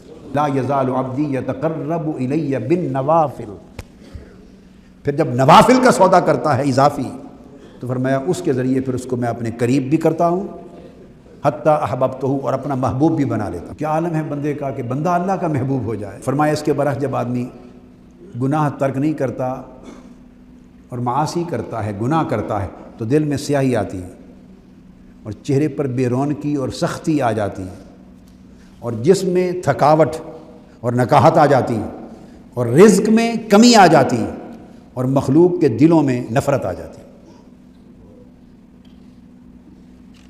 حضرت عبداللہ ابن عباس رضی اللہ تعالیٰ عنہ نے بیان کیا۔ پھر اولیاء کرام نے یہ بھی بیان کیا ہے کہ یہ جو گناہ ہیں، فرمایا الذنوب جراحات، گناہ زخم ہیں، گناہ زخم ہیں۔ جس طرح مقتل میں لڑائی کے دوران آپ کو زخم لگتے ہیں، فرمایا وہ زخم چھوٹے ہیں، اور فرمایا اس سے بڑا زخم کوئی نہیں جو بندے کو زخمی کر دے کہ اسے دل کی سختی اور دل کی قسوت اور دل کی سیاہی کا زخم لگے اور اللہ سے دوری کا زخم لگے۔ اگر اللہ سے بعد اور دوری کا زخم لگے تو فرمایا اس سے زیادہ ہلاکت انگیز زخم کوئی نہیں، کہ بندہ اللہ سے دور کر دیا جائے۔ جب بندہ اللہ سے دور کر دیا جاتا ہے تو اس کا دل سخت ہو جاتا ہے۔ اور آپ نے یہ بھی بیان فرمایا، ایک اور علامت بتاتا ہوں، کہ دل کی سختی اگر 4 کاموں میں زیادتی کی جائے تو وہ بھی سبب بنتی ہے، اور وہ پھر دل کی سختی اس چینل سے 4 کاموں میں کسی کی زیادتی ہو تو وہ دل کو سخت کرتی ہیں، اور دل سخت ہوتا ہے تو بندہ گناہ پر ہیرا پر گامزن ہو جاتا ہے۔ گناہ کرتا ہے تو دل سخت ہوتا ہے، اور یہ بھی ہے کہ کبھی دل سخت ہوتا ہے تو پھر انسان گناہ پہ چل پڑتا ہے، اور دل سخت پہلے ہوتا ہے۔ فرمایا 4 چیزیں ایسی ہیں اگر وہ ضرورت سے زیادہ ان 4 چیزوں کو اپنایا جائے تو دل سخت ہو جاتے ہیں۔ وہ کون سی؟ العقل والنوم والکلام والمخالطہ۔ فرمایا ایک کھانا اگر ضرورت اور حاجت سے زیادہ کھاؤ اور پیٹ بھر بھر کے کھاؤ تو دلوں کو سخت کرتا ہے۔ پیٹ کو تو سخت کرتا ہی ہے، مگر اس سے دل سخت ہوتے ہیں۔ اب کبھی دھیان جاتا ہے زیادہ کھانے سے دل کا کیا تعلق نہیں، زیادہ کھانے سے دل سخت ہوتا ہے۔ کیوں؟ زیادہ کھانے سے اندر باطن کا نور کم ہوتا ہے اور سیاہی بھرتی ہے، اور جب سیاہی بھرتی ہے تو دل سخت ہو جاتا ہے۔ زیادہ کھانے سے حاجت سے بڑھ کر دل سخت ہوتا ہے، زیادہ نیند کرنے سے دل سخت ہوتا ہے۔ دوسری چیز کیا؟ دل۔ تیسرا زیادہ کلام، لغو اور فضول گفتگو کثرت کے ساتھ کرنے سے دل سخت ہوتا ہے۔ اور چوتھا مخالطہ، لوگوں کے ساتھ، دنیا داروں اور لوگوں کے ساتھ، اہل دین، اہل ولایت، اہل تقوی اور صالحین سے نہیں، عام دوست یار دنیا دار جن کے ساتھ اٹھتے بیٹھتے دنیا کی باتیں ہوں، گپ شپ ہوں، شغل میلہ ہو، ہنسی مذاق ہو، وہ لوگ، ان سے زیادہ میل ملاپ کے ساتھ دل سخت ہو جاتا ہے۔ دل میں شقاوت اور قسوت آتی ہے، تاریکی آتی ہے، کیا؟ اور سختی آتی ہے۔ لہٰذا 2 چیزوں میں اعتدال ہونا چاہیے، مخالطت یعنی لوگوں کے ساتھ جلوت، صحبت، مجالست، اور دوسری طرف عزلت، خلوت، تنہائی، علیحدگی۔ ضرورت کی حد تک لوگوں سے میل ملاپ کرو جو آپ کے فرائض ادا کرنے کے لیے درکار ہے، اور جب آپ کا فرض ادا ہو جائے تو محض گپ شپ کے لیے کبھی لوگوں کے ساتھ نہ بیٹھیں۔ ہماری یہ بھی عادت ہوتی ہے، چلو بھئی آ یار ذرا بیٹھیں گے، گپاں ماریں گے، ذرا گپ شپ ماریے۔ یہ گپ شپ کی مجلس دلوں کو سخت اور سیاہ کرتی ہے، کیونکہ اس میں سوائے لغو گفتگو کے، لہو الحدیث کے، جس کو قرآن مجید نے کہا، اور کچھ نہیں ہوتا، اور وہ دلوں کو تباہ کرتی ہے، زنگ آلود کرتی ہے، دلوں کا نور ختم کرتی ہے، اور دلوں کی روشنی ختم کرتی ہے۔ لہذا جب فرض کی ادائیگی کے لیے کسی مخالطہ اکٹھا بیٹھنا ضروری نہ ہو تو پھر آپ تنہا ہو جائیں لوگوں سے۔ 3 باتیں بتاتا ہوں۔ ایک ہے لوگوں کے ساتھ میل ملاپ، ایک ہے تنہائی۔ دنیا دار سے میل ملاپ نقصان دہ ہے، اس کے میل ملاپ سے تنہائی بہتر ہے۔ دنیا داروں کے زیادہ میل ملاپ سے تنہائی بہتر ہے، اور صالحین تنہائی سے اللہ والوں کا میل ملاپ بہتر ہے۔ تنہائی سے اللہ والوں کا میل ملاپ بہتر ہے۔ اہل اللہ اور صالحین سے میل ملاپ کچھ بھی نہ ہو، نہ تسبیح نہ کوئی اور کام، بس ان کو دیکھنا، ان کے پاس بیٹھنا، ان کے وہ کام کاج کریں، آپ ان کی صحبت میں بیٹھیں، یہ بھی 1000 عبادتوں سے افضل ہے۔ یک زمانہ صحبت با اولیاء بہترز 100 سالہ طاعت بیریا، بس ان کے ساتھ بیٹھے رہنا، ان کے ساتھ چلنا، ہم سفری کرنا، صحبت کرنا، مجالست کرنا، ان کو دیکھنا، ان کی باتیں سننا، ان کو کام کرتے دیکھنا، صرف یہ جو ان کے ساتھ مجالست ہے یہ 100 سال کی عبادت سے افضل ہے۔ اس سے نور ملتا رہتا ہے، اس سے، اور خاموش طریقے سے مردہ دل کو زندگی ملتی ہے، دل زندہ ہوتا ہے، سیاہی دور ہوتی رہتی ہے۔ تو کیا طریقہ ہوا کہ دنیا داروں کی صحبت سے تنہائی اچھی، کیا؟ دنیا داروں کی صحبت سے تنہائی اچھی، اور تنہائی سے اللہ والوں کی صحبت اچھی، تنہائی سے اللہ والوں کی صحبت۔ ایک قاعدہ بتا دیا، جو علاج چاہیں، جو علاج دستیاب ہو کر لیں۔ اگر اہل اللہ کی صحبت دستیاب ہو، صالحین کی، اللہ والوں کی صحبت مل سکے کثرت سے تو اس کو اپنا لیں۔ اگر ہر وقت حسب منشا نہ مل سکے تو اس صحبت سے بچ کر دنیا داروں کی تنہائی اپنا لیں، تو تنہائی سے بھی کچھ کام ہو جائے گا۔ کیا کام؟ کہ شر سے تو بچ جائیں گے، اگر خیر نہیں ملی تو شر سے بچ جائیں گے، اور اہل اللہ کی صحبت مل گئی تو شر سے بھی بچے اور خیر بھی نصیب ہو گئی۔ اور اہل اللہ کی صحبت میں نے کہا، ایک تو ہے کہ ان کے ساتھ جب صحبت ہو تو نمازیں ان کے ساتھ پڑھیں، روزے ان کے ساتھ رکھیں، حج ان کے ساتھ کریں، تسبیح ان کے ساتھ کریں، ان کا واعظ سنیں، ان کا کلام سنیں، ان کی گفتگو سنیں، ان سے تعلیم لیں، تربیت لیں، سیکھیں، ادب کریں۔ ایک تو ہے نا یہ کام، ایک ہے یہ کام۔ اور میں نے عرض کیا کہ اگر ان میں سے بھی کسی شے کا موقع نہ ہو، بس ان کی صحبت و مجلس اور ان کی قربت ہی نصیب ہو، بس خاموشی سے، تو وہ بھی محرومی نہیں ہوتی۔ اب کتا کون سی عبادت کرتا تھا اصحاب کہف کے ساتھ؟ اصحاب کہف کے کتے نے کوئی تسبیحات پڑھی تھی، کوئی روزے رکھے، کوئی نمازیں پڑھی؟ معاذ اللہ، وہ تو کتا تھا، اس نے کون سی عبادتیں کرنی تھی اور کون سی پیروی کرنی تھی؟ تو کتا صرف ان کے دروازے پر صحبت میں، مجلس میں، قربت میں بیٹھا ہی رہا نا، تو اس کے بیٹھنے کا اثر یہ ہوا کہ اللہ نے اسے بھی جنتی بنا دیا، اور قرآن میں اس کا ذکر کر دیا، قرآن میں اس کا اتنا خوش نصیب ہو گیا کہ اس کا ذکر کر دیا۔ مطلب ہے کتا بھی اگر اللہ والوں کی مجلس میں رہے تو اسے بھی کتا ہو کر بھی کچھ نہ کچھ مل جاتا ہے۔ حدیث پاک ہے، آقا علیہ السلام نے فرمایا، مسلم شریف میں حدیث ہے، سیاستہ میں، بخاری شریف میں بھی اس کا ذکر ہے، مسلم اپنی اپنی روایات ہیں، الفاظ ہیں، صحیح مسلم میں، سیاستہ میں آقا علیہ السلام نے فرمایا کہ، اور اسی وہ حدیث کا ہی ترجمہ کیا ہے میاں محمد نے۔ آقا علیہ السلام نے فرمایا، حدیث کے عنوان بھی ہیں، محدثین نے، ائمہ حدیث نے بیان کی، فرمایا کہ اللہ والے کی صحبت ایسی ہے جیسے عطار کی صحبت۔ یہ آقا علیہ السلام نے فرمایا، اللہ والے کی صحبت ایسی ہے جیسے عطار کی صحبت۔ فرمایا اگر عطر نہ بھی ملے تو خوشبو تو ملے گی، آقا علیہ السلام نے فرمایا، سمجھے؟ فرمایا مسک اور عطار کی صحبت ہے، اگر کستوری خوشبو نہ بھی ملے تو، کستوری اور عطر نہ بھی ملے تو خوشبو تو ملے گی۔ تو فرمایا اللہ والے کی صحبت عطار کی صحبت، اور برے کی صحبت لوہار کی صحبت، وہ جو بٹی چلاتا ہے آگ کی۔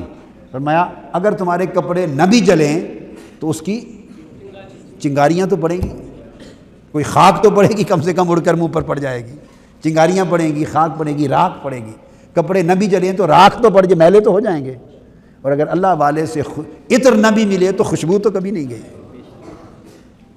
آپ ایک کمرے میں خوشبو دھنی دیں، خوشبو، ہم بخور جلاتے ہیں، میں بخور جلاتا ہوں، آقا کی سنت ہے، تو بخور تو دھواں ہوتا ہے، چلتا رہتا ہے، اور پھر اس کے بعد اگر کوئی کپڑے بھی اگر باہر پڑے ہوں تو کپڑوں میں بھی بخور کی خوشبو آ جاتی ہے۔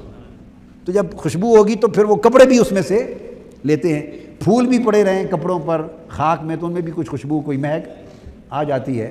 تو عبادت کر لے، کوئی عمل کر لے تو سونے پہ سہاگا ہو گیا، اور اگر کوئی کچھ بھی نہ کر سکا اس لمحے تو صرف مجلس میں قربت میں ہی بیٹھا رہا، یہ بھی حج ہے۔ تو میں نے آپ کو بتایا، سبق سکھایا کہ دنیا داروں کی صحبت سے تنہائی اچھی، اور تنہائی سے اللہ والوں کی صحبت ہے۔ تو زندگی میں ہمارا عالمیہ یہ ہے کہ ہم جب مجلس میں آتے ہیں، سنتے ہیں تو واہ واہ کر کے چلے جاتے ہیں، اس سبق کو زندگی میں نافذ نہیں کرتے۔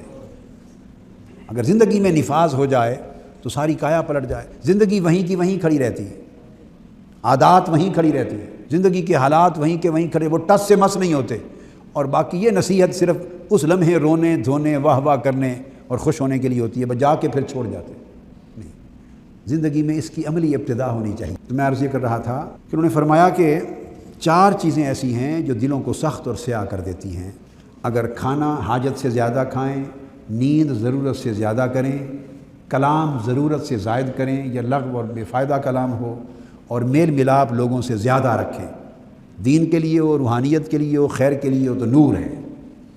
دوسرا میل ملاپ سیاہی پیدا کرتا ہے، اور اس کے برعکس اور اس کے ساتھ پھر اس کا نتیجہ یہ ہوتا ہے کہ جب انسان ترک ذنوب کرتا ہے، ترک گناہ کرتا ہے، توبہ کرتا ہے، تو جہاں وہ چیزیں بیان کی اس کے ساتھ پھر آگے انشراح صدر نصیب ہوتا ہے، سینے کی گھٹن دور ہو جاتی ہے۔ آپ یہ بھی کبھی شکایت سنتے ہیں نا کہ اندر طبیعت میں گھٹن رہتی ہے، جی وہ گھٹن بھی گناہ سے ہے۔ جیسے بتایا نا کہ نسیان اور حافظہ کی کمزوری گناہ سے ہے، اور ترک گناہ سے حافظے میں برکت اور نور آتا ہے۔ اس طرح جو اندر کی گھٹن ہے، یہ ایک اہل اللہ کے ہاں ایک انفتاح اور انقباض کی ایک کیفیت ہوتی ہے، قبض اور بسط کی، انقباض اور انبساط، قبض اور بسط کی وہ بات نہیں ہے، وہ ایک الگ چیز ہے۔ وہ ترقی کے مراحل میں ایک منزلیں آتی ہیں، وہ چیز نہیں۔ عام روزمرہ لوگوں کو جو کیفیت ہوتی ہے کہ اندر گھٹن رہتی ہے، طبیعت کھلتی نہیں، اندر گھٹن رہتی ہے، وہ گھٹن بھی گناہوں کا اثر ہوتا ہے۔ اور اگر ترک گناہ ہو تو انشراح صدر نصیب ہو جاتا ہے، طبیعت کھل جاتی ہے اور کھل جاتی ہے، سینہ اور دل ہلکا ہو جاتا ہے، طبیعت کا بوجھل پن ختم ہو جاتا ہے۔ اللہ پاک نے فرمایا افمن شرح اللہ صدرہ للاسلام فهو علی نور من ربہ، اللہ پاک اس کا سینہ کھول دیتا ہے جس کو نور عطا کر دے۔ تو انشراح صدر سے نور ملتا ہے، اور اگر قلب میں عبادت کا نور آ جائے تو اس سے انشراح صدر ہو جاتا ہے۔ آپ میری بات کو سمجھے نا، یہ دونوں سائیڈوں سے ہے۔ عبادت کریں، تقوی اختیار کریں، ترک ذنوب، ترک معاصی ہو، گناہ ترک کر دیں، اس سے جو نور نصیب ہوگا وہ نور گھٹن کو دور کر دیتا ہے اور سینے کو، اندر طبیعت کو کھول دیتا ہے، ہلکا پن آ جاتا ہے۔ یہ جو ہلکا پن ہے طبیعت کا اس کو انفتاح کہتے ہیں، اور بھاری پن طبیعت کا اس کو انقباض کہتے ہیں، وہ گناہ سے ہوتا ہے۔ اور پھر اس کے بعد اگلا ترک ذنوب اور ترک معاصی، گناہ چھوڑ دینے کی اگلی برکت یہ کہ انسان کو امن محسوس ہوتا ہے اپنے اندر، واہ واہ واہ، فرسٹریشن ختم ہو جاتی ہے۔ یہ جو انسان سے آپ یہ بھی سنتے ہیں نا کہ ہر وقت بے چین رہتا ہوں، ہر وقت پریشانی رہتی ہے، سکون نہیں ہے، غم لگا رہتا ہے، فرسٹریشن ہوتی ہے، انتشار فکری رہتی ہے، سنتے ہیں نا، یہ بھی گناہوں سے ہے، یہ بھی۔ اور اگر ترک گناہ ہو جائیں، توبہ ہو، ترک گناہ ہو، ترک معاصی ہو، اور اس کی طرف آدمی عبادت کی طرف چل پڑے۔ ایک ہے عبادت کرنا، یہ اضافی قدم ہے، میں بات کر رہا ہوں کہ عبادت سے بڑا قدم ہے ترک گناہ۔ عبادت کرنا آسان ہے، عبادت تو سارا دن بہت سے لوگ کرتے ہیں، میں نے ایسے لوگ دیکھے ہیں، ایسی عورتیں دیکھی ہیں، ایسی عورتیں بھی دیکھی ہیں کہ عبادت میں بہت کم لوگ ان کا مقابلہ کرنے والے ہوں گے، عبادت میں بہت کم لوگ ان کا مقابلہ کرنے والے ہوں گے، مگر بدقسمتی جب عبادت سے فارغ ہوئی، مل بیٹھی تو کسی نہ کسی کی غیبت شروع کر دی،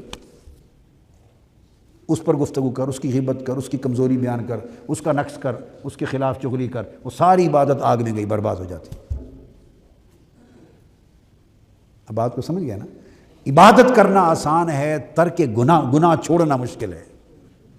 اس بات کو، اس جملے کو بھی پلے باندھ لیں، گھر میں جا کے لکھ لیں چند جملے جو بتائے ہیں میں نے۔ عبادت کرنا آسان ہے، زندگی میں گناہ ترک کر دینا مشکل ہے، یہ بڑی عبادت ہے۔ گناہ کا ترک کرنا یہ اللہ کی بڑی بندگی ہے۔ بندہ وہ ہے جو خدا کی نافرمانی چھوڑ دے، جو مالک کی نافرمانی چھوڑ دے، وہ بندہ ہے۔ یہ اصل قدم ہے۔ اس لیے آج کی رات سارا زور ترک ذنوب پہ دے، موضوع ہی میں نے ترک ذنوب چنا۔ تو میں نے آپ کو عرض کیا کہ جب آدمی گناہ ترک کر دیتا ہے تو اس کی اگلی برکت کیا ہے؟ اس کو اپنے من میں امن محسوس ہوتا ہے، اور جس کا من امن پا گیا اسے کوئی غم نہ رہا۔ یہ ہے الا ان اولیاء اللہ لا خوف علیہم ولا هم یحزنون۔ یہ پھر اولیاء اللہ کی علامت ہے۔ یہ گناہ ترک کر دینا کوئی چھوٹی سی بات نہیں ہے۔ یہ نہ سمجھے کہ بھائی یہ تو چھوٹی بات ہے تو پھر ولایت تو آگے کی بات۔ جس نے زندگی سے گناہ عصیاں ترک کر دیے وہ ولایت کی راہ پہ چڑھ گیا۔ عبادت اس کے نور کو بڑھاتی چلی جائے گی، اللہ کی قربت کو بڑھاتی چلی جائے گی، عبادت اس کے اجر کو بڑھاتی چلی جائے گی، اس کی منزلت کو، اس کے رتبوں کو بڑھاتی چلی جائے گی۔ ترک ذنوب پر جسے استقامت ہو گئی وہ اللہ کا ولی ہو گیا، اللہ کا دوست ہو گیا۔ جس نے زندگی سے اللہ کی نافرمانی نکال دی وہ اللہ کا دوست ہے، اسے اللہ کی محبت نصیب ہو گئی، اس کو اندر من میں امن مل جاتا ہے۔ کیا؟ اور جس کا من امن پا گیا اسے نہ کوئی خوف رہا نہ کوئی غم رہا۔ تو اس کو کہتے ہیں قلت الہم والغم والحزن، لا خوف علیہم ولا هم یحزنون۔ اس کے خوف بھی چلے جاتے ہیں، اس کا غم بھی چلا جاتا ہے، وہ سکون کی وادی میں رہتا ہے اور امن کے سمندروں میں تیرتا ہے، امن کے سمندروں میں تیرتا ہے، سکون کی وادیوں میں سیر کرتا ہے، اور راحت کے باغوں سے پھل کھاتا ہے، راحت اور چین کے باغوں سے پھل کھاتا ہے۔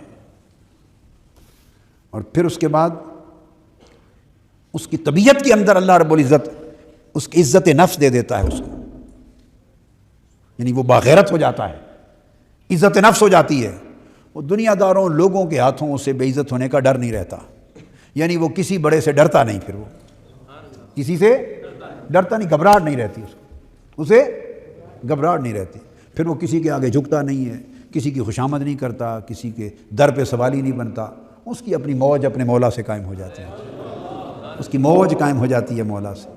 پھر ترک ذنوب سے اگلی برکت جو نصیب ہوتی ہے وہ یہ کہ اللہ پاک اس کے لیے رزق آسان کرتا ہے۔ اگر وہ گناہ چھوڑ دے، ترک ذنوب، ترک عصیاں کر لے اور اللہ سے دوستی ہو جائے، اللہ اسے اپنا دوست بنا لے، تو اللہ اس کے لیے رزق آسان کر دیتا ہے کہ اللہ کو اس سے محبت ہو جاتی ہے نا پھر کیا۔ اور ایک نقطہ یاد رکھ لیں، جس سے محبت ہو جائے جی چاہتا ہے کہ وہ زیادہ آپ کے آس پاس ہی رہے۔ محبوب کے بارے میں کیا جی چاہتا ہے؟ کہ زیادہ آپ کے آس پاس رہے، آپ سے بات چیت کرے، آپ کے سامنے رہے، زیادہ اوجھل نہ ہو۔ محبوب کی یہی پہچان ہے نا کہ جی چاہتا ہے آنکھوں سے اوجھل، ہائے ہائے، اللہ اس کا رزق آسان کر دیتا ہے۔ کیوں آسان کر دیتا ہے؟ وہ چاہتا ہے زیادہ میری طرف ہی رہے، ادھر رزق کمانے میں بہت زیادہ الجھا نہ رہے۔ ہائے، گورکھ دھندے میں الجھا، اگر سارا دن روز کمانے میں ہی الجھا رہا تو پھر مجھے یاد کم کرے گا، چونکہ اس کو محبت ہے، محبوب ہے، وہ چاہتا ہے مجھے یاد زیادہ کرے، میرے سامنے زیادہ رہے، مجھے پکارے، کہے اللہ، تو محبوب کے اللہ وہ کہے جی میرے پیارے بندے، وہ چاہتا ہے میرے ساتھ راز و نیاز کا وقت زیادہ ملے، پھر رزق آسان کر دیتا ہے کہ تھوڑی محنت سے رزق ملتا رہتا ہے، تھوڑی محنت سے رزق ملتا رہتا ہے۔ اور اگر رزق کم ملتا ہے، اگلی برکت یہ ہوتی ہے، رزق کم ملتا ہے تو ساتھ اس کی طبیعت میں قناعت کر دیتا ہے۔ کیا کر دیتا ہے؟ قناعت، وہ تھوڑے میں برکت ہو جاتی ہے، 24 گھنٹے رولا نہیں ڈالتا، 24 گھنٹے اس کا شکوہ نہیں رہتا۔ آقا علیہ الصلوۃ والسلام نے فرمایا کہ جس کا رزق کم ہو، بخاری شریف میں ہے، مسلم شریف میں بھی، جس کا رزق کم ہو، اگر مال اس کے وسائل کم ہوں تو دو راستے ہیں، یا اپنی رزق کی کمی اللہ سے تعلق کے ذریعے دور کرے یا لوگوں سے مانگ کر دور کرے۔ فرمایا اگر اللہ کے ذریعے دور کرے گا تو اللہ تنگ دستی کا دروازہ بند کر دے گا، اور اگر لوگوں سے سوال کر کے منگتا بن کے ہر وقت لوگوں کے پاس جا، لوگوں کے پاس جا، سوال کر، درخواستیں دے، اگر لوگوں کے ذریعے دور کرے گا، فرمایا ساری زندگی اللہ اسے کاروبار میں مصروف رکھے گا اور تنگ دستی کا دروازہ کھلا رکھے گا، اس کی تنگ دستی ختم نہیں ہوگی، بھوکا ہی رہے گا. کیا؟ بھوکا ہی رہے گا عمر بھر، مانگتا رہے گا، بھوکا رہے گا، مانگتا رہے گا. تو یاد رکھ لیں آپ، زندگی میں ایک نصیحت ہے اور آپ مشاہدہ کرتے ہوں گے، جو مانگتا ہے وہ عمر بھر مانگتا ہی ہے، اس کا پیٹ نہیں بھرتا، اس کا چولہا نہیں جلتا، کیونکہ منگتا ہو گیا ہے نا. آقا نے فرمایا تھا الید العلیٰ خیر من الید السفلیٰ، اوپر کا ہاتھ نیچے والے ہاتھ سے اچھا ہوتا ہے. صحابہ کرام نے عرض کیا یا رسول اللہ اوپر اور نیچے والا ہاتھ کون سے ہیں؟ فرمایا دینے والا ہاتھ اوپر والا ہاتھ ہے اور لینے والا ہاتھ نیچے کا ہاتھ ہے. فرمایا جو ہاتھ دیتا ہے وہی اچھا ہوتا ہے. تو آقا علیہ السلام نے فرمایا اگر بھوک بھی ہو، رزق کم بھی ہو، تو منگتے نہ بنو، بے نیاز بنو. کیا؟ منگتے نہ بنو، تو جو بے نیاز بنتا ہے پھر اللہ قناعت کے ذریعے اس کو بھر دیتا ہے. اگر رزق میں کمی ہے تو اس کمی کو قناعت کے ذریعے بھر دیتا ہے. اور جو مانگنا شروع کرتا ہے اسے قناعت نہیں ملتی، پھر عمر بھر مانگتا ہی رہتا ہے، پھر اس کے مسئلے کبھی حل ہی نہیں ہوتے. تو ترک ذنوب سے، گناہ ترک کرنے سے اللہ یہ نہیں فرمایا رزق آسان کر دیتا ہے اور ان جگہوں سے عطا کر دیتا ہے جس کا وہ گمان ہی نہیں کرتا. تیسیر الرزق علیہ من حیث لا یحتسب، ان جگہوں سے رزق اللہ دیتا ہے جس کا وہ گمان نہیں کرتا. اور پھر اگر ترک ذنوب کرتا ہے بندہ، گناہ چھوڑ دیتا ہے، تو اس کی ایک برکت یہ ہے کہ اس پر اللہ اپنی طاعت اور عبادت آسان کر دیتا ہے. یہ بعض لوگ ہوتے ہیں نا، کہتے ہیں جی بس وہ عبادت کے لیے جی نہیں کرتا، طبیعت تھک جاتی ہے، مشکل ہوتا ہے، رغبت نہیں ہوتی، اور کوشش تو بڑی کرتے ہیں مگر وہ بس مشکل سے تھوڑی سی بھی عبادت نہیں ہو پاتی، دل نہیں لگتا. یہ سارے جتنے مصائب و آلام ہیں یہ گناہ کے ہیں، یہ گناہ کے نتائج ہیں طبیعتوں پر. اور اگر کوئی آدمی گناہ چھوڑ دے تو فرمایا عبادت اور طاعت اللہ آسان کر دیتا ہے. آسانی سے وضو کرنے کو جی کرتا ہے، آسانی سے نماز پڑھنے کو جی کرتا ہے، رغبت پیدا ہوتی ہے، بلکہ جو مصلی نماز کی طرف آتا ہے تو دل لگ جاتا ہے، اس کو راحت ہوتی ہے، اسے سکون ہوتا ہے، اس کی طبیعت مچل جاتی ہے اس کی طرف، تو طبیعت میں ایک ذوق اور شوق پیدا ہوتا ہے اس طرح، اور طاعت آسان ہو جاتی ہے. عبادات اور طاعت ترک گناہ سے. اگلی بات، اب طلباء بیٹھے ہیں تو آپ سن لو، آقا اس میں اور برکتوں میں سے، اگر گناہ نگاہ کا، زبان کا، کان کا، ہاتھ کا، پیٹ کا، پاؤں کا، ظاہر کا، باطن کا، ہر گناہ اگر ترک کر دو تو فرمایا اس پر علم بھی آسان ہو جاتا ہے. تھوڑے مطالعے سے علم زیادہ آ جاتا ہے، تھوڑا پڑھتا ہے علم زیادہ آتا ہے. آپ سمجھیں؟ دوسرا، ساری رات پڑھ کر اتنا نہیں علم حاصل ہوتا جتنا اسے 1 گھنٹے میں حاصل ہو جاتا ہے. تحصیل العلم نصیب ہوتی ہے، علم کا راستہ آسان ہوتا ہے. جیسے رزق اس کے گمان کے بغیر ملتا ہے، اس طرح علم بھی کئی دروازوں سے اس کے اندر آنے لگ جاتا ہے. علم کے دروازے اللہ کھول دیتا ہے، علم کا سمجھنا آسان کر دیتا ہے، علم کا یاد رہنا آسان کر دیتا ہے، علم کی کثرت اس کے لیے کر دیتا ہے، انفتاح انشراح صدر ہوتا ہے. تو اللہ پاک اس نور کے ذریعے علم اور فہم اس کا کھول دیتا ہے، اور رفتہ رفتہ رفتہ پھر علم اس کا معرفت میں بدلتا ہے، اس میں حکمت آ جاتی ہے. تو گناہ کے ترک کرنے سے علم آسان ہوتا ہے، اور اس پر عبادت کا نور اگر بڑھ جائے تو علم معرفت ہو جاتا ہے. اور اتنا بڑھتا ہے کہ سرکار سیدنا غوث العظم رضی اللہ تعالیٰ عنہ نے فرمایا درست العلم حتی صرت قطبا ونلت السعد من مولا الموالی، میں نے اتنا علم پایا، اتنا علم حاصل کیا، اتنا علم حاصل کیا کہ بطریق علم میں قطب ہو گیا، مقام قطبیت و غوثیت پر پہنچ گیا. مقام قطبیت و غوثیت پر، قطبی غوث ہوتا ہے، یاد رکھ لیں. کیا؟ یہ بھی نکتہ سمجھ لیں، قطب اور غوث الگ نہیں ہوتے. قطب اور غوث پوری دنیا میں یا 3 قطب ہوتے ہیں یا 5 ہوتے ہیں یا کبھی 7 ہوتے ہیں. 3-5 قطب ہوتے ہیں ساری دنیا میں. ان 5 اقطاب میں سے یا 3 میں سے یا 5 میں سے یا 7 میں سے، تو ایوریج بتا دی نا، تو وہ جو 5 اقطاب عالم کے دنیا کے ہوتے ہیں ان میں جو سینئر موسٹ ہوتا ہے، سب سے اعلیٰ درجے کا، اس کو غوث اپوائنٹ کر دیا جاتا ہے. تو غوث روحانی مرتبہ نہیں ہے، ایڈمنسٹریٹو پوسٹ ہے. غوث کیا ہے؟ انتظامی عہدہ ہے، انتظامی عہدہ ہے. جیسے یونیورسٹی کے جتنے پروفیسر ہوتے ہیں سارے، ان میں سے سینئر موسٹ کو وائس چانسلر لگا دیتے ہیں، سینئر موسٹ سیکریٹری جو ہوتا ہے اس کو چیف سیکریٹری لگا دیتے ہیں. آپ سمجھ گئے؟ تو چیف سیکریٹری، سیکریٹریز میں سے کوئی ایک سینئر موسٹ، اس کی ایڈمنسٹریٹو پوسٹ ان کے اوپر پوسٹنگ کر دی جاتی. تو غوث گویا قطبوں کا چیف سیکریٹری ہوتا ہے، غوث قطبوں کا وائس چانسلر ہوتا ہے، غوث قطبوں کا ڈائریکٹر جنرل ہوتا ہے. مطلب الگ منصب نہیں ہے، درجات میں سے نہیں ہے، آخری درجہ ولایت کا قطب ہے۔ پھر قطب 3 یا 5 یا 7 پوری دنیا کی تقسیم کے اعتبار سے اللہ پاک مقرر فرماتا ہے، ان میں سے جو سینئر موسٹ ہو، جو زیادہ اہل ہو، اس کو اس زمانے کے لیے غوث کی تقرری کر دی جاتی ہے۔ غوث کوآرڈینیٹر ہوتا ہے پھر ساروں کا، ایڈمنسٹریٹو پوسٹ۔ اور اسی طرح پھر ارشاد فرمایا کہ لوگوں کی زبانوں پر اگر ترک گناہ ہو جائے تو اس کے اثرات اور برکات میں سے ہے کہ از خود لوگوں کی زبانوں پر اس کی تعریف آ جانے لگ جاتی ہے، لوگ ادھر اس کی تعریف کرنے لگ جاتے ہیں۔ کیوں؟ ثم یودع لہ القبول فی الارض، چونکہ اللہ محبت کرنے لگ جاتا ہے اس سے، جبرائیل امین محبت کرنے لگ جاتے ہیں، اللہ انہیں بلا کے کہتا ہے بھئی میں نے محبت کر لی ہے فلاں بندے سے، تو بھی اس سے محبت کر، اور جا اہل آسمان میں بھی منادی کر دے کہ فلاں بندے سے اللہ کو محبت ہو گئی ہے، تم بھی محبت کرو، تو فرشتے بھی محبت کرنے لگ جاتے ہیں۔ ثم یودع لہ القبول فی الارض، پھر اس کی مقبولیت اور محبت زمین پہ اتار دی جاتی ہے، دلوں میں رکھ دی جاتی ہے۔ لا محالہ جب اس کی مقبولیت اور محبت دلوں میں اتار دی جائے گی تو لوگ پھر زبان سے اس کی تعریف کرنے لگ جائیں گے۔ اور یہ 100% نہیں ہوتا کبھی، 100% تو لوگ اللہ کی بھی تعریف نہیں کرتے، کفار بھی ہیں، اللہ اور اللہ کے رسول کے منکر بھی ہیں، تعریف تو ہر کوئی کسی کی نہیں کرتا نا۔ یعنی اس سے مراد کثرت کے ساتھ لوگ جن کے اندر کوئی زیغ، کوئی ٹیڑھ، کوئی خرابی اور کجی نہ ہو، سلیم الطبع لوگ جو سوسائٹی میں کثرت کے ساتھ ہوتے ہیں تو وہ پھر تعریف کرتے ہیں، پسند کرتے ہیں، محبت کرتے ہیں، اس کے لیے کثرت سے دعائیں کرتے ہیں، کثرت سے دعائیں کرتے ہیں، اور پھر اس کے دلوں میں، اس کے لیے لوگوں کے دلوں میں رعب اور ہیبت اللہ رکھ دیتا ہے۔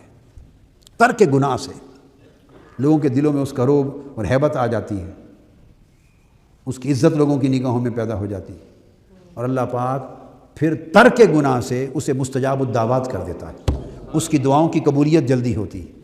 یہ جو دعائیں قبول نہیں ہوتی وہ وجہ کے درمیان میں گناہ رکاوٹ بن جاتی ہے۔ ایک رزق حرام کھا لیں ایک دن، ایک لقمہ رزق، ایک وقت کا کھانا رزق حرام کا کھا لیں تو 40 دن کی عبادت اور دعائیں قبولیت سے محروم ہو جاتی ہیں۔ تو پھر آپ اندازہ کر لیں کہ اگر اس طرح گناہ اور حرام سب چلتے رہیں تو کیا عبادتیں ہیں جو قبول ہوں گی اور کیا دعائیں ہیں جو قبول ہوں گی۔ اگر ترک گناہ ہو جائے تو پھر دعائیں قبول ہوتی ہیں اور سرعت کے ساتھ قبول ہوتی ہیں، اور پھر ترک گناہ سے فرشتے اس بندے کے قریب ہو جاتے ہیں، ملائکہ اس کی صحبت اور مجلس میں رہتے ہیں، فرشتے۔ میں نے تو کہا نا کہ صالحین کی صحبت میں آپ رہا کریں، نیکوں کی صحبت میں، فرشتے تارک گناہ اور صالح کی صحبت میں فرشتے قربت میں رہتے ہیں، اور شیاطین جن و انس کے اس سے دور بھاگ جاتے ہیں، اور اس بندے اور اللہ کے درمیان جو حجابات ہیں وہ اٹھا دیے جاتے ہیں، اسے قریب کیا جاتا ہے۔ ترک گناہ سے آخری خصوصی باتیں جو بتانا چاہتا ہوں، اس کو عبادت اور طاعت میں لذت اور حلاوت نصیب ہو جاتی ہے۔ جب وہ عبادت اور طاعت کرتا ہے، اللہ اللہ کرتا ہے، تو اس کو حلاوت ہوتی ہے، روکھا پن نہیں رہتا، اس کا دل لگ جاتا ہے، اس میں حلاوت ہوتی ہے، چاشنی ہوتی ہے اس کی تلاوت میں، اس کی عبادت میں، اس کی ذوق گریہ وزاری میں، تو اس کے اندر اللہ پاک، اور پھر اس کو اللہ پاک حلاوت ایمان عطا کرتا ہے۔ جو شخص ترک گناہ کرتا ہے اللہ پاک اس کی زندگی کو اتنی برکتوں سے مالا مال کر دیتا ہے۔ تو آج کے لیے 2 باتیں نصیحت ہو گئیں، ترک گناہ کا ارادہ کر لیں، عزم کر لیں، دلوں میں عہد کر لیں، مگر یہ بات بڑی کڑی نگرانی کی متقاضی ہے۔ کیا؟ یعنی آپ کو خبر ہو کہ منہ سے کہہ کیا رہے، کر کیا رہے، معاملہ کیا کا دھیان رہے، ہر وقت احوال کا اور معاملات کا دھیان رہے، تو تبھی ترک گناہ ہوگا۔ اگر دھیان ہی نہیں ہے اپنے احوال پر، کڑی نگرانی نہیں ہے، تو اسے کیا خبر نیکی کر رہا ہوں یا گناہ کر رہا ہوں۔ دھیان رہے، زندگی میں بیداری رہے، ترک گناہ کریں اور زندگی کو راغب عبادت کریں۔ کتنی باتیں کہیں؟ بولیے کیا؟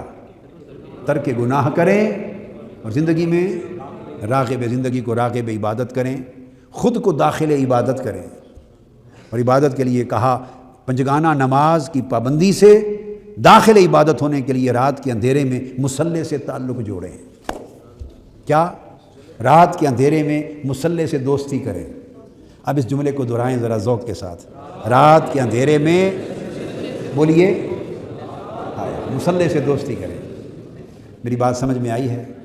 مصلی سے دوستی کریں، گناہ سے نفرت کریں، مصلی سے دوستی کریں، اور کوشش کریں کہ اللہ پاک آپ کی پوری زندگی کو گناہ کی سیاہی سے پاک اور عبادت اور بندگی کے نور سے روشن فرما دے۔